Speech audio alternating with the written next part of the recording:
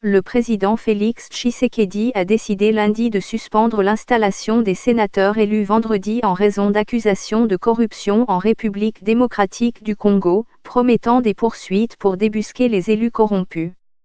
L'annonce a été faite par le ministre de l'Intérieur par intérim, Basil Olongo, à l'issue d'une réunion interinstitutionnelle. Le parti de l'ancien président Joseph Kabila, le PPRD, Parti du peuple pour la reconstruction et la démocratie, rejette en bloc les mesures liées au blocage de l'installation des sénateurs élus et au report de l'élection des gouverneurs des provinces, dans un communiqué. Avec une dizaine de sénateurs sur 108, selon les résultats de la commission électorale, le PPRD invite tous les sénateurs élus le 15 mars 2019 à rejoindre au plus tôt le siège du Sénat en vue de la validation de leur mandat, conformément à la Constitution, lit-on encore dans leur communiqué. De grands électeurs députés provinciaux de l'UDPS, le parti de Tshisekedi, sont accusés d'avoir vendu leur voix au candidat de l'ex-président Joseph Kabila, qui revendique plus des 2/3 des sièges au Sénat, élus au suffrage indirect.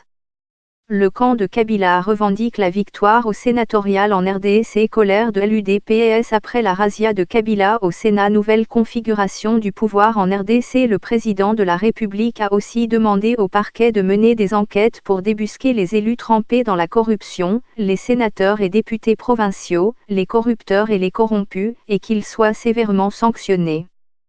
3 députés provinciaux sur qui pèsent des indices sérieux de corruption ont été interpellés samedi, a déclaré lundi à la presse Arthur Ilinga, procureur général près la cour d'appel de Matadi, chef-lieu du Congo central, sud-ouest.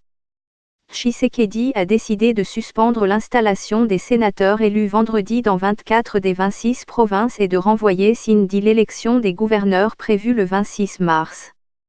Des militants de l'UDPS ont de nouveau manifesté lundi à Kinshasa et Kananga, Kasai central, contre leurs propres élus accusés d'avoir trahi la discipline de vote du parti et de céder aux sirènes de la corruption.